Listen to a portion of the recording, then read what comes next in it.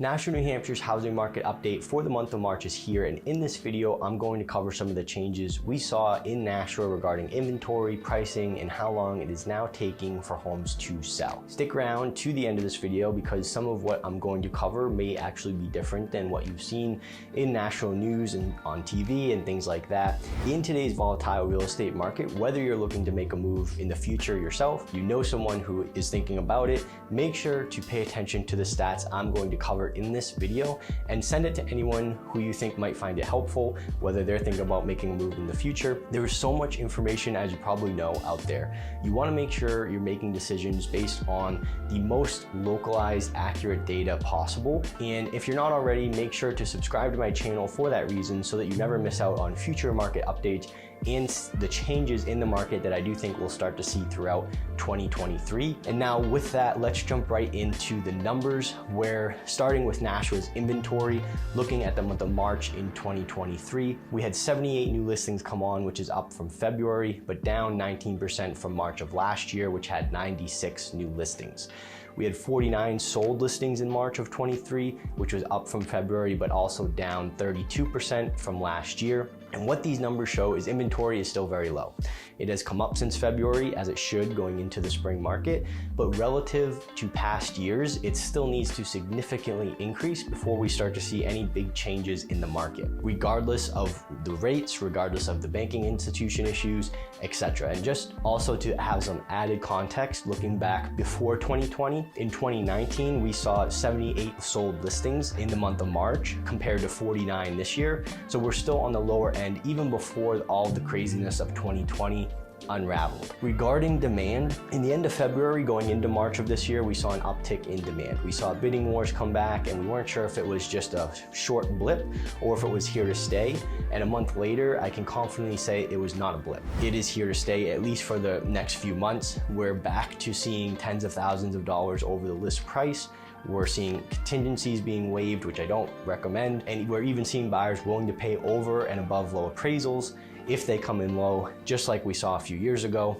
And to give you a snapshot of the current inventory that we have in Nashua, the limited amount, we have 15 properties under 450,000, 8 between 450 and 500, and 1 in the mid 500s. And from there, we're into new construction, where there's 1 new construction development with single family homes available, and they're starting at 729,000, and 4 new construction condominium developments, which are currently active in Nashua, and those are starting just around 480,000. Looking at median days on market in March 2023, we were at 5 days, which is down from 7 days from last year in March. So not a huge difference, but a slight downward trend, reinforcing the fact that homes are still being sold relatively quickly in today's market as long as they are priced correctly. Median sale price has actually held steady at 400,000 for March of 2023, which was the same in March of 2022. Now, do I think it will start to swing downward and we're going to see prices go down in 2023? I really don't think so.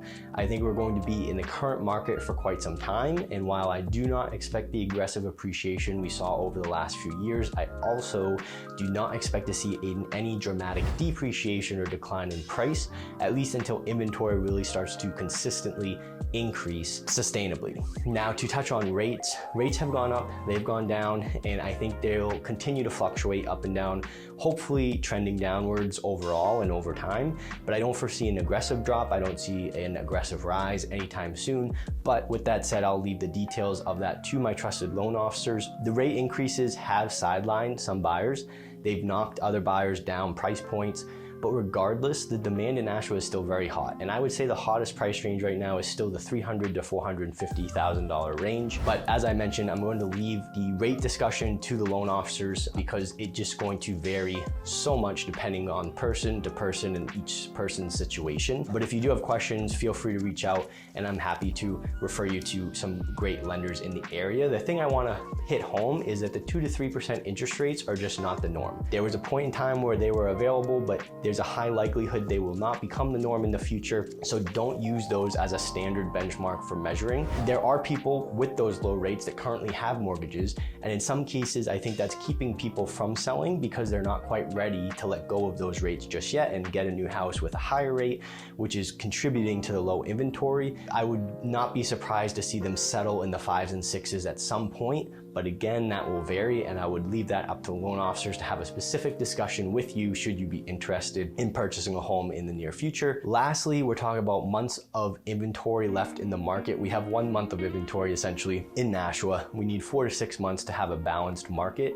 so we're still in a very heavy seller's market. So what do all the stats mean if you're a buyer or a seller? In reality, what does it actually look like? I'm not here to tell you what to do, what is best for you. Only you can make that decision for yourself and for your family as to when is the best time to buy, sell, or invest and what you're looking for. I'm here to give you all the pertinent information to ensure that you are able to make the best decision possible. And my advice for buyers, whether you are a first-time buyer or not, is to get very clear on your goals. Why do you want to buy? Where do you want to buy? When do you need to be in your new home by? And is there a hard deadline there, or is it flexible? Are you looking in a very specific neighborhood, or are you open to other areas? Once you understand those points, make sure you're able to gather as much market data as possible for the area you're looking at. Team up with local knowledgeable realtor who is familiar with the area and who can help you learn what to expect during the process, connect you with a fantastic lender and who will be an asset to you throughout the entire process, as well as helping you submit competitive offers on the homes that you fall in love with. Now, it's not uncommon in this market to have to move quickly, just like in past markets over the last few years. So it's important that you're doing a lot of planning and upfront work ahead of time so that you'll be prepared and you'll feel comfortable to pull the trigger when you do end up finding that house that you do fall in love with. On the flip side, if you don't do that upfront work ahead of time and you want to just start looking at properties right away, you don't assemble the right team from the start, you're just going at it haphazardly, you're going to be incredibly stressed, overwhelmed, and confused as soon as you jump in, and obviously we want to try to avoid that as much as possible. Sellers, on the flip side, there's no secret that we're in a low inventory market. It's no secret you can still get a premium for your home, and it's no secret that demand is still strong. With that said, the golden days of closing your eyes, picking a price that is completely unreasonable, and still getting bids far and above that are over. If you price it correctly, you will win. If not, you'll end up like a home I just showed to a pair of brand new buyers actually that has been sitting on the market for weeks with really didn't seem like anything wrong with it other than a 2022 pricing strategy, which in this market right now can be the death for sellers.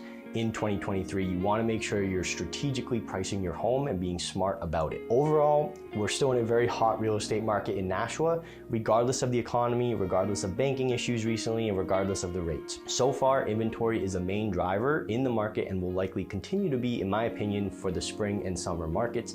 Obviously, nothing is guaranteed. Now that wraps up March 2023's Nashua market update. As always, I'm Sam Boghigian with Keller Williams Gateway Realty, here with an unpolished, transparent, and real update giving you the information you need to make the decision for yourself and for your family. Most importantly, if you do have questions about Nashua's housing market or any other town in southern New Hampshire, northern Massachusetts, send me an email at sbohigan@kw.com or click the link below to visit my website, and I'd be happy to discuss more personalized data with you that is specific to your exact situation and goals. And if you are considering selling your home, check out the free seller's guide that I've put together in the description below under this video, so you can start learning what things you can do to maximize the sale price of your home, but also just to have a smooth selling process overall. We want as much profit as possible, but most people also want a pleasurable experience selling their home overall, right? So check out the guide below. Make sure to subscribe to my channel so you don't miss out on future updates. If you have future questions, feel free to reach out anytime and I'd be happy